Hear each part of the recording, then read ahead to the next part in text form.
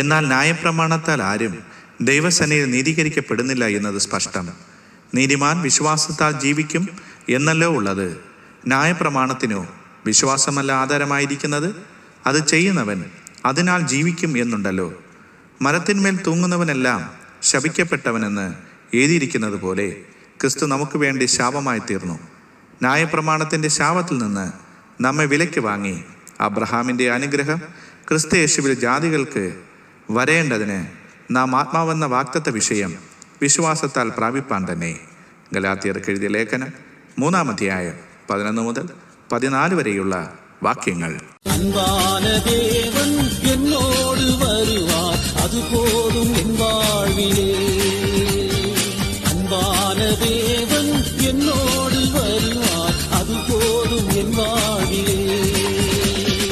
ദേവാ, ഞാൻ ഏതിനാൽ വിശേഷി